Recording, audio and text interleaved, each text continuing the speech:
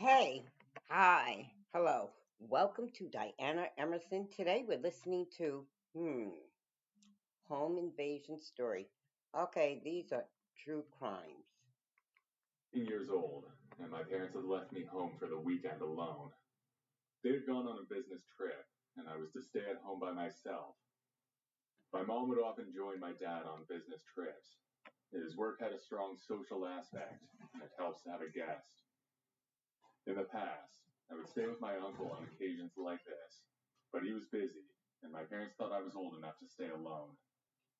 I was excited for the weekend, and I planned on watching some TV and staying up late playing video games, all things I do normally anyway. The first night was normal. I stayed up late and watched TV with my best friend Ted, who lives down the street. Ted left at around midnight, and I went to bed an hour later. I was fast asleep by 1:30. Something woke me up in the middle of the night. I looked at my alarm clock, and it was 3:30 in the morning. There were strange noises coming from downstairs. It sounded like somebody was shuffling around on the floor. At first I thought I was dreaming, or still half asleep, so I rubbed my eyes and tried to go back to sleep, but the noises persisted. Despite this, I was so tired that I eventually just laid back down and dozed off. In the morning, I woke up to a strange feeling. The house was quiet. I was alone, so that was normal, but it felt weird. I can't explain exactly what I felt, but I knew something was off. I got up and went to the bathroom to wash my face, trying to shake off the feeling of unease. When I went downstairs, I couldn't believe what I saw. The living room was a mess. Couch cushions were strewn all over the floor. Drawers of the entertainment center were open, and papers were scattered everywhere. I felt a sense of dread in the pit of my stomach when I realized that my house had been robbed. I quickly checked the front door and saw that it was unlocked. There were no broken windows or anything. I realized the robbers had likely entered through the unlocked front door. I was pretty sure I left it unlocked. I felt guilty and foolish for that. The reality of the situation hit me, and I started to feel anxious. I didn't know what to do or who to call. I tried calling my parents, but they weren't answering their calls or texts. I was alone, scared, and vulnerable, and I was also worried that the robber would come back. I decided to call the police. They told me to wait outside until they arrived. I stood outside in my pajamas, shivering in the cold morning air, waiting for the police to arrive. When they got there, they let me tell them what happened for 10 minutes or so. Then they began investigating the scene. I watched as they dusted for fingerprints and took photos of the damage. It was a surreal experience, like something out of a crime movie. The police eventually left, and I was alone again. Over the next few days, I kept in touch with the police. They told me there had been a string of burglaries in the area, and they were working on several other cases that may be connected. That was surprising to me, because I thought our neighborhood was really safe. It was a small consolation, but at least I knew they were doing everything they could to catch those guys. In the end, the robbers were never caught. My parents were surprisingly understanding when I admitted to leaving the door unlocked. My dad said they would have gotten in anyway. I don't know if he believed that, or if he was just trying to make me feel better. Either way, I appreciated it. I was creeped out by the thought that I was alone in the house with them. I can't help but wonder what they would have done if I went downstairs when I started hearing those noises. Maybe they would have split, or maybe it would have been a lot worse for me. Who knows what they would have done to me? It could have been really bad.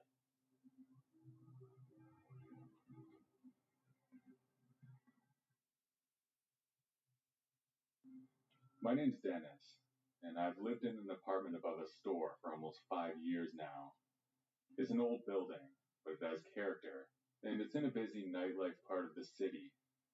I'm not much of a partier, but the area is filled with drunk people on the weekends, and even sometimes throughout the week.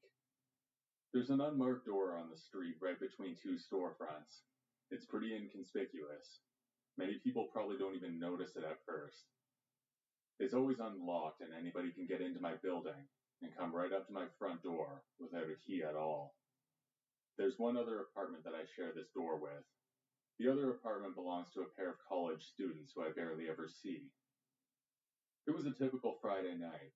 I had just returned from a night out with friends. It was around 1 a.m., and I was exhausted. I was ready for bed, so I went straight to my room and fell asleep. However, I woke up soon after to the sound of people in my living room. I initially thought it was just my roommate, but then I heard their voices, and I knew it wasn't him. He was away for the weekend anyway, so I knew it couldn't be him. I got out of bed and tiptoed to my door to listen. I could hear two men talking, and they seemed to be drunk. I knew I had to act fast before things got out of hand. I took a deep breath and stepped out of my room. I saw two men standing there, and they were surprised to see me. One of them had a bottle of beer in his hand, and the other had a cigarette. They looked at me like I was an intruder. "What are you doing here?" I asked, trying to sound as tough as possible. The men just looked at me and laughed. They were clearly drunk and weren't taking me seriously.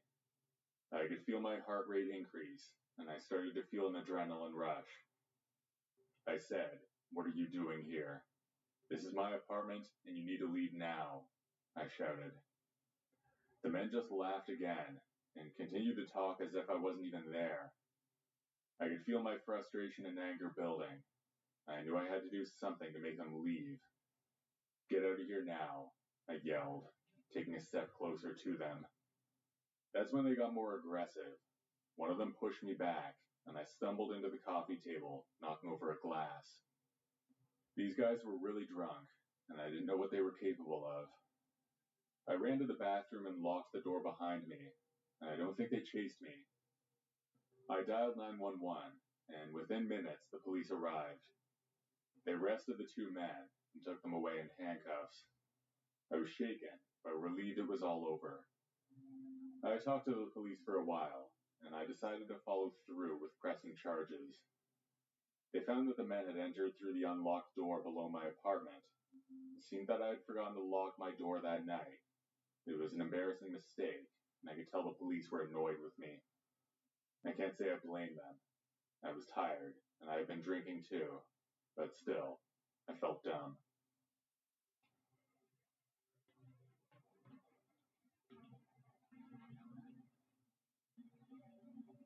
This happened to me 7 years ago. I'm 20 years old now. My parents were away from home for a family emergency. I'm an only child, and whenever my parents left me home alone, I usually didn't get scared. It was the third night by myself. I was playing video games and eating junk food, and then I heard a knock at the door. I was wondering who could be knocking on someone's door at this late hour. I walked over to it, and I could see a man peeping through one of the small glass windows near the door. I could hear yelling. He was saying that he was really hurt and asked to come in. I asked what was wrong, and he said he had broken his foot. This seemed kind of weird to me. I asked him how he broke his foot. He told me he was taking a walk around the neighborhood and had tripped. He said his foot landed in an odd way. He was begging me and screaming. He said he would sue me if I didn't help him. I said I would call him an ambulance, and I told him to wait outside. After I said that, he said he would slit my throat and cut all my body parts in half. Then I grabbed my dad's shotgun, which he kept on the highest shelf in the kitchen. I also called the police. I told the man that the police were on their way, and he told me that they wouldn't make it in time. He was trying to bust open my dining room window. By the way he was hitting it, it looked like it was about to break. I quickly ran upstairs into my room and decided to hide under my bed. I called the cops again, and the operator told me they would be there in a couple minutes. As soon as the operator said that, I heard the window break. He must have found a big rock in my front yard. I could hear him checking all the rooms downstairs, and I heard him coming up the stairs. He checked my parents' bedroom. I could hear him rooting around through their closet. Then I heard him trying to open my door. I gripped the shotgun tightly in my hand and waited for him to break down the door. He was now kicking it as hard as he could. In a couple of hits, he knocked it down. I could see his feet. He tried to open the closet door in my room, which I had locked purposely to confuse him. He said, "I know you're in here." I was wondering if I should cut his legs or try to sneak past him and run out. I wouldn't be able to sneak out without making some kind of noise. At that moment, I'd forgotten I was under a bed, and I went up and hit my head, making a very loud noise. The man quickly turned around and said, "Oh, trying to be smart with me, huh?" Then I heard sirens. He said, "Oh crap, you got lucky this time, but you won't the next." He tried to run out of my room, but I grabbed his right foot, making him fall very hard to the ground. I was holding him with all my might. I heard the police rushing up the stairs, and they got a hold of the man. I came out with my shotgun, and the police were now pointing their guns at me. I quickly explained everything, and the police understood. Apparently, they found the man's van parked in front of my house. He had many sharp knives, duct tape, a camera, and rope. I can't imagine what he would have done to me if I hadn't thought to lock that closet door. The police called my parents and told them what happened. They came home 3 days early. My mom hugged me very tightly, and so did my dad. My mom told me that the man had been sentenced to 15 years in prison. We moved from that house a while later, and I had lots of nightmares about it. It took me a long time to get back to normal. I never stayed a night alone again until I moved out of my parents' house. I have 3 guns in my house now, just to be safe, in case anything happens again.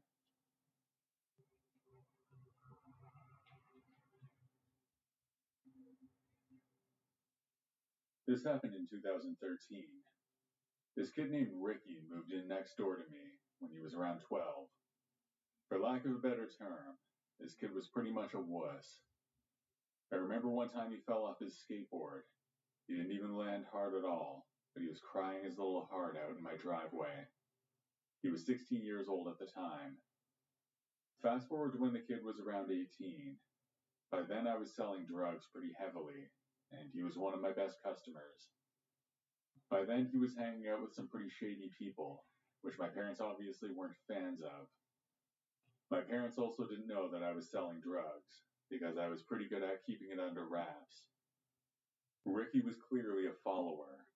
He went from a skater / emo type to some kind of wannabe thug, which he just wasn't built for. My parents went to the Outer Banks of North Carolina every year for 2 weeks. They asked if I'd come and stay at their house while they were gone. I was excited, because their house was much better than the crappy little 1-bedroom apartment that I had at the time. Everything was going fine at the house.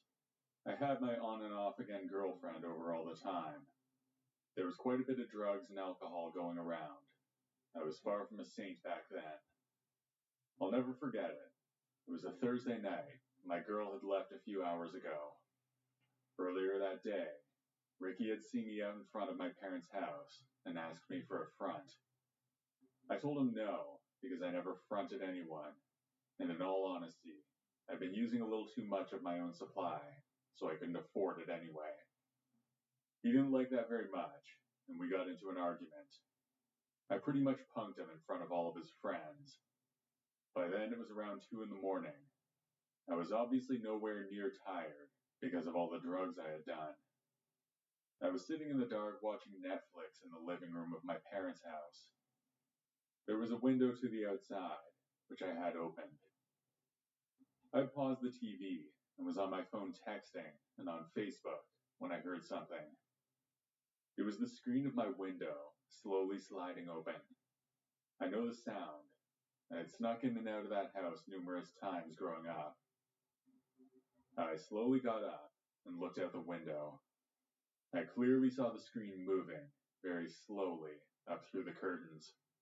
I walked up to the window, and as soon as I looked through the curtains, I saw at least 3 or 4 people scatter. I ran out front, but they were booking it down the street. I knew it was Ricky and his friends. I didn't see them, but I know it was those jerks. I didn't call the police or anything, because I wasn't exactly living on the right side of the law. just went back in and locked everything up. The rest of the week went smoothly. I never told my parents about it, and I never saw Ricky again. I called him a few times, but he never answered. That was all the more reason to know it was him, and he knew that I knew. About a month went by, and I was watching the news. Ricky was on TV for murder. That blew my mind. He and his 3 friends went out of town, broke into some couple's home, beat them, tied them up, and then stabbed them. Then they burnt the house down after robbing it. They all ended up telling on each other, and Ricky got 35 years after testifying against his co-defendants. It makes me wonder what would have happened to me if I was asleep when they tried to break in.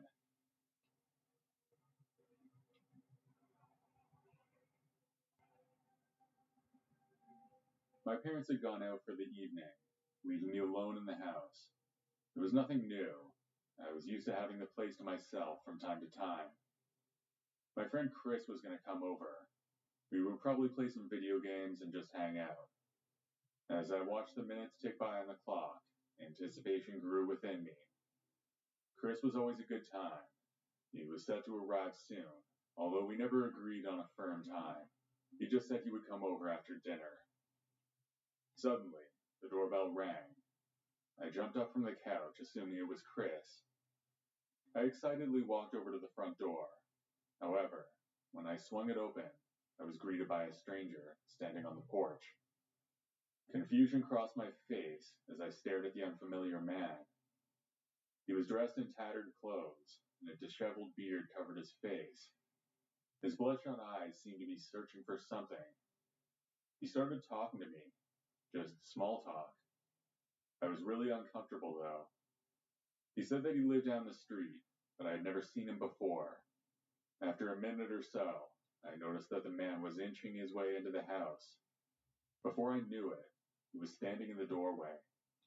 He closed the door behind him, and then turned his attention back to me. I caught a whiff of alcohol on his breath. It hung heavy in the air. Something wasn't right. As if sensing my discomfort, the man's demeanor changed.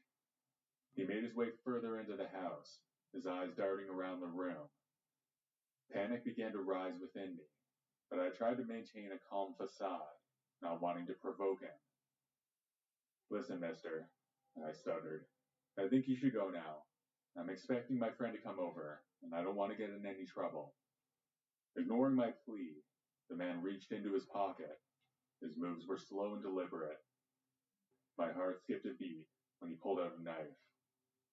The room was silent, save for the pounding of my heart, which seemed to echo in my ears. Without a word, the man gestured for me to lead the way to the kitchen. My legs wobbled beneath me as I reluctantly complied. In the kitchen, he instructed me to sit in a chair, his movements still eerily silent. My mind raced, desperately searching for a way out of the situation. Thoughts of escape and self-preservation battled within me. I knew that any move I made could have dire consequences. With trembling hands, I sat on one of the kitchen chairs. Minutes felt like hours as the man remained silent, his eyes fixed on me with an intensity that sent shivers down my spine. I tried to steady my breathing, hoping to calm the rising panic within me. And then, as if by some stroke of fate, the sound of sirens hit my ears. They continued to grow louder. I was pretty sure they were coming for me. Police rarely come to my neighborhood. The police burst into the house, and I felt tremendous relief. The intruder's eyes widened with surprise. His grip on the knife loosened for a fraction of a second. It was the opening the police needed. They swiftly moved in and disarmed the man. He was arrested and taken away. My parents came home as soon as they heard. I later found out that Chris saw the man enter my house from across the street. He was only seconds away. When he saw that, he went home and told his parents. They called the police, who saved me. I don't even want to think of what would have happened if Chris was just a few minutes earlier or later. Maybe we both would have been screwed, or maybe one of us would have had the sense to look out before opening the door.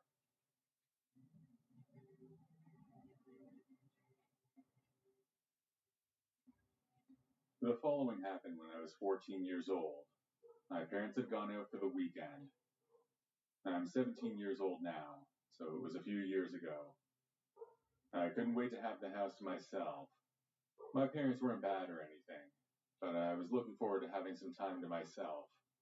Little did I know that this weekend would turn out to be one of the scariest experiences of my life. It was Friday afternoon, and my parents had left for their trip while I was at school. As soon as I got home, I ran upstairs to my room and turned on my Xbox. I was talking to some of my friends in the game. I didn't know any of them in real life. We just got together online to play. I ordered pizza and settled in for a night of gaming. At around midnight, I was still playing, and I heard a strange noise outside. It was a rustling in the bushes, or trees. I dismissed it as the wind, and went back to my game, but the noise persisted, and it was getting louder. I paused the game, and listened carefully. I looked out my second-story window, and saw a shadow moving around at the side of the house. It looked like the outline of a man. He was in our yard. There was a fence and a gate around our yard, so it was not normal for a stranger to be out there. Suddenly, I heard a loud bang at the front door. I had never been so scared in my life. I slowly crept down the stairs to the front window and peered out. I couldn't see anything, but I heard more noises coming from outside. I didn't know what to do. I was alone, and someone was trying to break into my house. I thought about calling the police, but I didn't want to waste their time if it was nothing. The noises stopped for a while, and I started to calm down a little. But then I heard footsteps coming from outside again. I opened the front door and looked around, but I couldn't see anything. I walked around outside for a minute or two, and then I went back into the house. I was slightly more relaxed after that. I walked up the stairs, looking forward to playing a few more games before bed. After I put on my headset, I thought I heard a noise from my parents' room. Maybe I was just paranoid from before, but I decided to check anyway. I peeked around the corner into my parents' bedroom, and that's when I saw it. A figure standing in the darkness. My body was shaking, and I could barely breathe. I wanted to scream, but I was too afraid to make any noise. I backed away slowly, trying to get out of that room without being noticed. Suddenly, the man turned around and looked straight at me. I froze. My eyes locked with his. He was about average height, and he wore a large winter jacket and blue jeans. He started coming towards me, and I turned to run. I ran down the stairs and out the front door. I didn't stop until I was a few blocks away.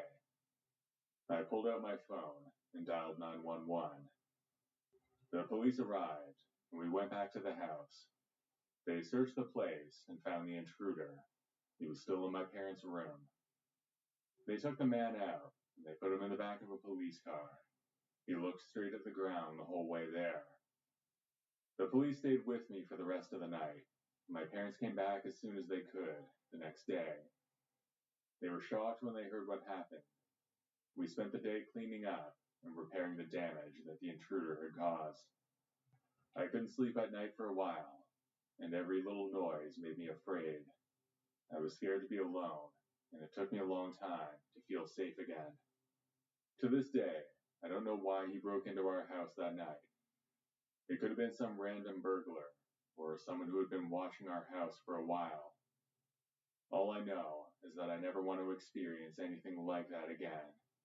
It's a memory that will stay with me for a very long time.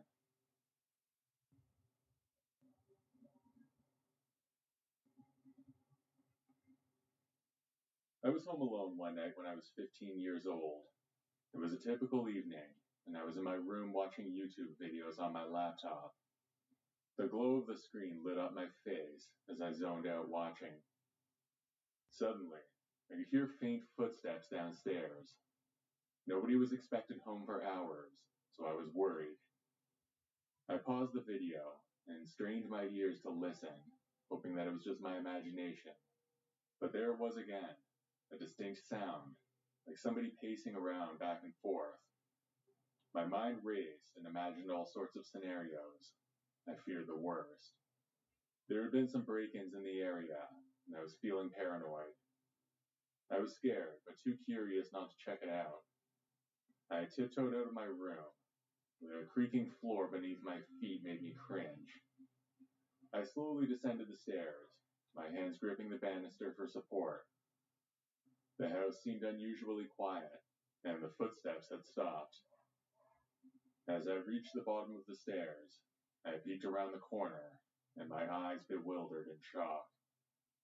There in the dimly lit living room stood a man dressed in shabby clothes, seemingly unaware of my presence. He was walking again, just pacing aimlessly, it seemed. I wanted to leave the house, but I didn't think I could make it past the man to get to the door. I know it's the dumbest thing in every horror movie, but I went up the stairs. I had left my phone up there, and I figured I could use it to call for help once I got it. When I was back in my room, I grabbed my phone and opened my closet door. Then I went in and closed it behind me. With trembling hands, I fumbled with my phone and dialed 911. My voice quivered as I explained the situation to the dispatcher. She assured me that help was on the way and instructed me to stay hidden until the police arrived. Time seemed to slow down as I waited in that cramped closet. My mind raced with thoughts of what could happen. The minutes felt like an hour. Finally, I heard banging on the door. It must have been the police. Then I heard the door slam open, and several officers must have entered. Not long later, one of them entered my room. The police informed me that they had arrested the man, but they were unable to determine his motive for breaking into my home. There was no sign of theft and no apparent reason for his intrusion. It remains a mystery to this day. I have no idea what he wanted or what he might have done to me. Lucky for me, I'll never find out.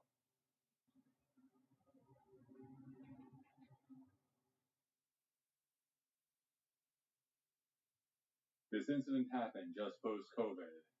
My uncle decided to relocate with his family to a different city due to job-related reasons. Before this shift, they had been house hunting for some time and found one that suited them. But at the last minute, this is just a week before relocating, the owner informed them that they had a no pets policy. Therefore, they were forced to hastily choose another house, which wasn't in a very safe neighborhood. But it was closer to their workplace and school. They knew it was just a temporary home, and sooner or later they would find a better house. Fast forward to 3 months after they moved in. On this particular day, like any other, my uncle had left for work. My aunt, who was a teacher, was at school, but my cousin, who was 16 years old, chose to skip school because she was unwell. She had been resting in her room when she heard their 2-year-old dog Tuffy barking. She peeked through the window and saw a 50-something-year-old man standing on their front porch. He had somehow let himself into the main gate and was standing a few feet away from the German Shepherd, who looked terrifying, but was just like a big teddy bear. Tuffy was barking at him, but he seemed fearless somehow. My cousin opened the door partially and asked him who he was and why he was there. He just stood there smiling and staring at her, but didn't answer. That's when she remembered that their Wi-Fi wasn't working properly, so her dad had contacted the company, and they had promised to send someone to repair it that afternoon. So she asked if he was the Wi-Fi guy sent by the company. The man nodded. He had a small backpack, and he was wearing an ID card of some sort. So she restrained the dog and let the guy in, although Tuffy wouldn't stop barking. My cousin led the guy to the upstairs room, where they had the Wi-Fi set up.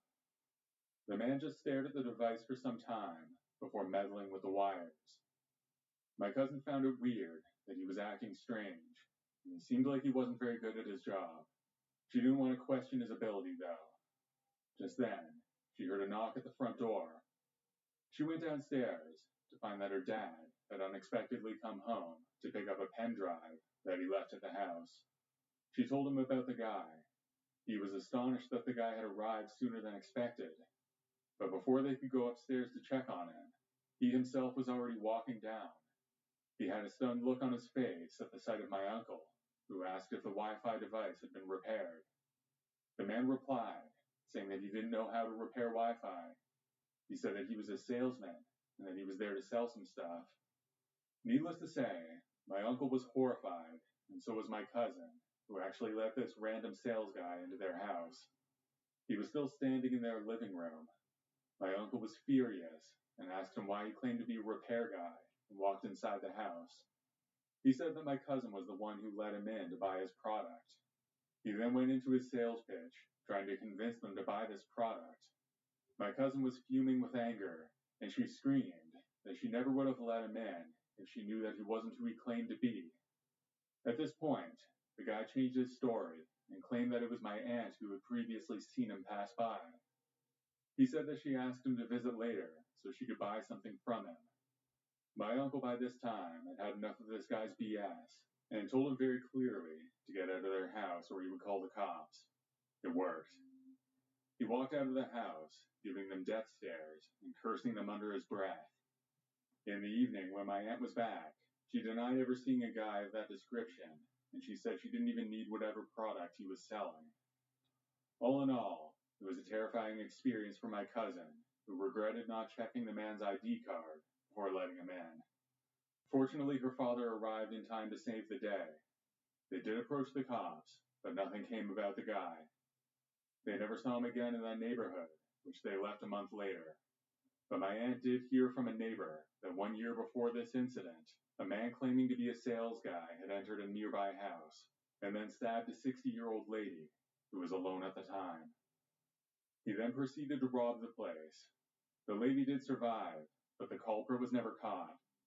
They aren't sure if it was the same guy, but it's still scary that some random stranger entered their house, and only God knows what his intentions were. Luckily, they never got to find out.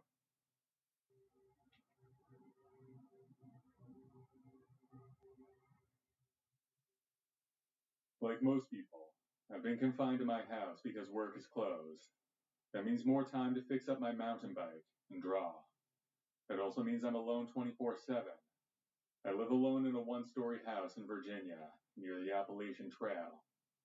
If you've ever listened to or read any hiking horror stories, you've probably heard about cults on the Appalachian Trail. I can assure you, they're real. Like I said, I live alone. I'm a 26-year-old man. I'm an avid hunter and marksman, and I love the outdoors.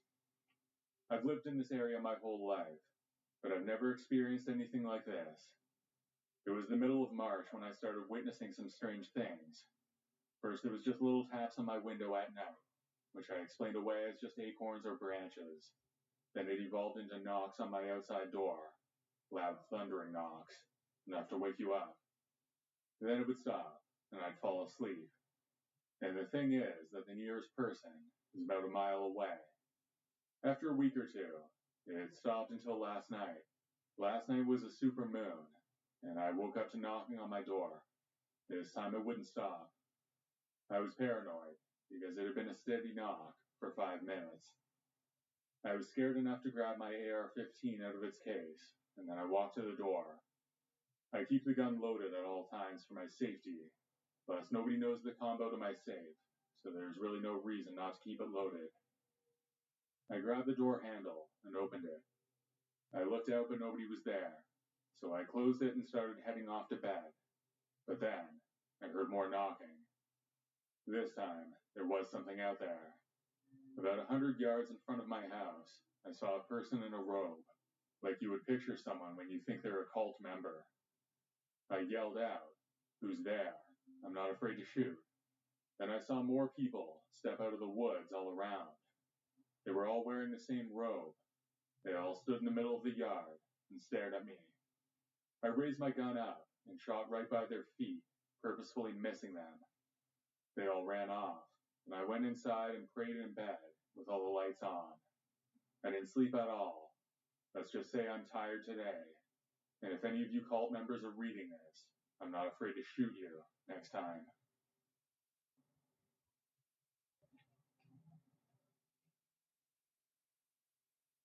I carry at all times, since moving to where I live. But please note that the laws in my state for open carry are a little more strict than other states. In this case, you could argue that I had the right to show I was armed, but in that moment, I made the choice not to pull or even brandish my weapon. This happened about a month ago. For context, I'm a 21-year-old female with 2 dogs living alone. One of my dogs is a 95-pound pit bull, while the other is a 10-month-old corgi mix. This is all important later. I live in a lower duplex, where my front door faces an alley. This is where I take my dogs to the bathroom multiple times a day. That has been the case since moving in 7 months prior to this incident. At around 8 p.m., after a night full of Taco Bell and playing The Sims, I decided to take my 2 dogs out one last time before bed. I leashed up both of them and put on my coat, then headed towards the small grassy area in the alley. While they were doing their thing, I saw 2 lights above me go out, removing all the light from the alley, all the way up until my back door. I took out my phone, turning on the flash so I could see my dogs. I still had to clean up after them. After turning my phone light on, I quickly looked up to see a man wearing baggy clothes and a hood. He was standing 20 feet from me. He must have been standing there a while, since my dogs didn't hear him walk up, and I didn't notice him at all. I did realize I was shining my light directly at him, and for a moment, I felt bad for doing it, since that was clearly rude. That wasn't until I saw that he was glaring at me.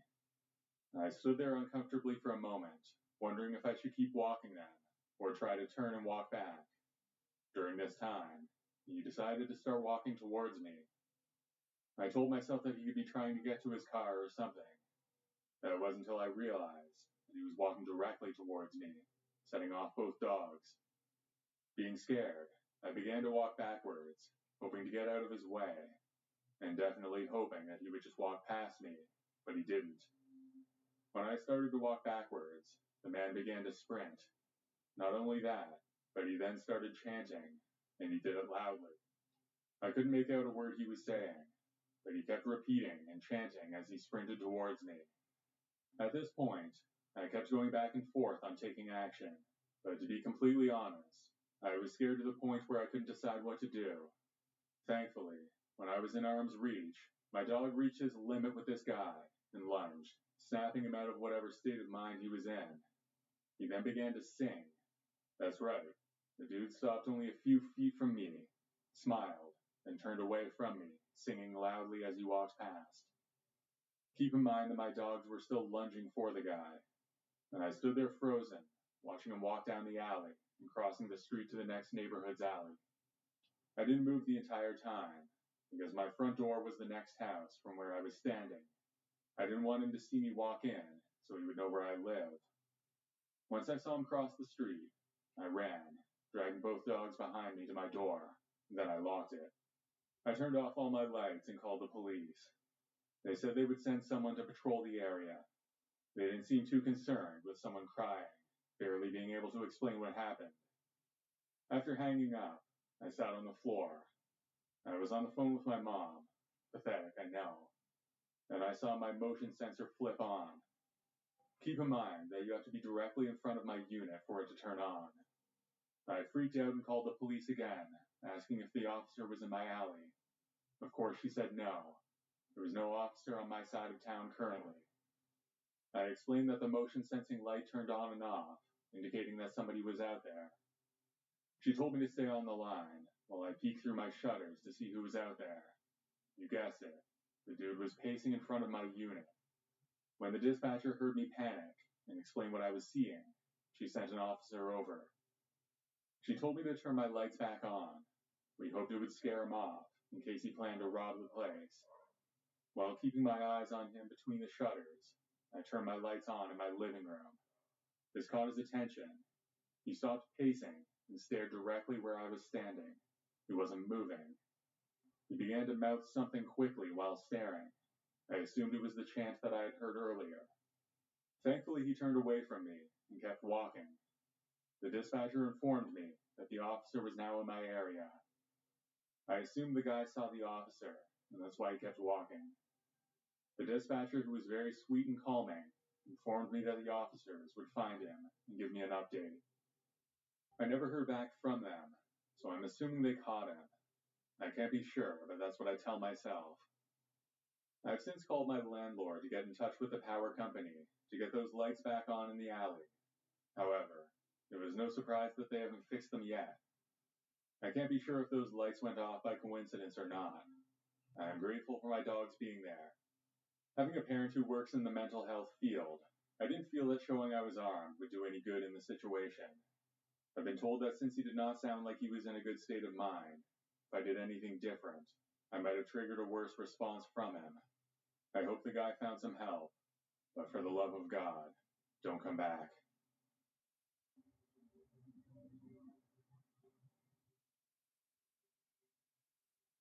This happened to me last summer. My mom and brother went to California for a week to visit family, so that left me alone with my dad. I had just taken him to work since his license was revoked. Then I went home to take a quick nap before I had to go to work myself. I woke up at around 9 a.m. and began getting ready for work when I started to hear some noises. I sat in silence, and then I heard the sliding door open, which was right under my room. I just stood in my room confused and kept listening. I then heard some heavy footsteps coming up the stairs, so I quickly went and locked my door. I backed away from the door, and what I heard next had me frozen in place. All of the cabinets in my parents' room began to violently open and close.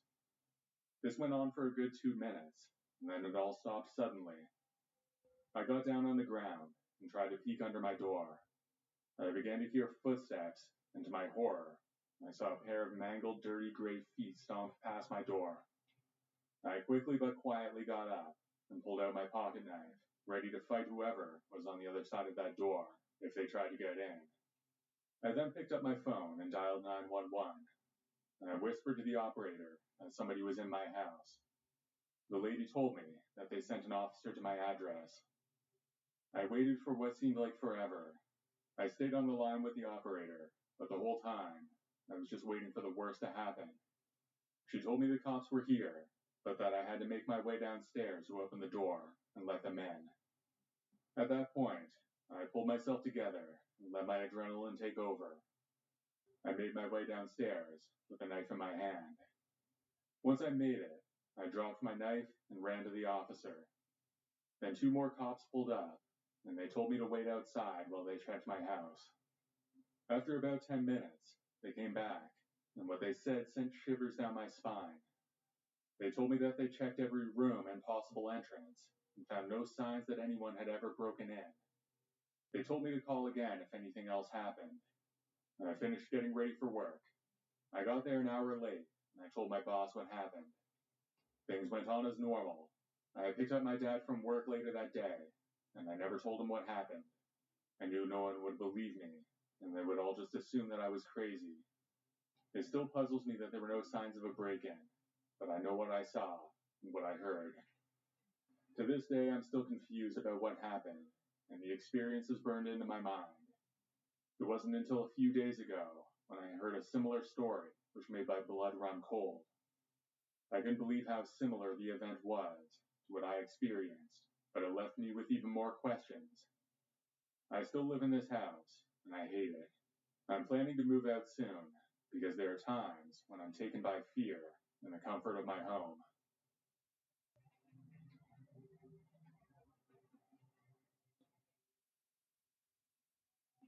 This happened to me when I was 14 years old. I found myself home alone one evening. It was getting dark outside, and everything was quiet in my neighborhood. Little did I know that this ordinary night would turn into a frightening experience that I would never forget. As I sat in my living room watching TV, I was enjoying the peace and quiet. My parents were away for the weekend. My older brother was out with his friends. He was supposed to stay with me, but he went out anyway. Suddenly the doorbell rang. I wasn't supposed to answer it when I was alone, but I couldn't help but check.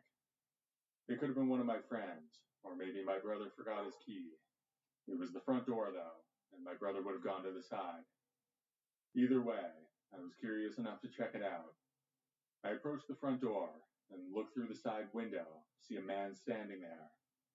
He was wearing what looked like a work uniform. and I could tell he was a repairman. His smile seemed a bit forced, making me feel uneasy. That wasn't the only thing wrong, though. It was after 6 p.m. on a Saturday, so even if my parents accidentally made an appointment for something, it wouldn't be at that time. I also didn't see any car or truck in the driveway. I figured he parked on the street around the corner, but I didn't understand why. Instead of opening the door, I decided to talk to him through the window. I asked him what he wanted. He said that he was sent to fix a problem with our heating system and said it needed immediate attention. Something about his manner made me feel uncomfortable, and I knew I shouldn't let him in without my parents' permission.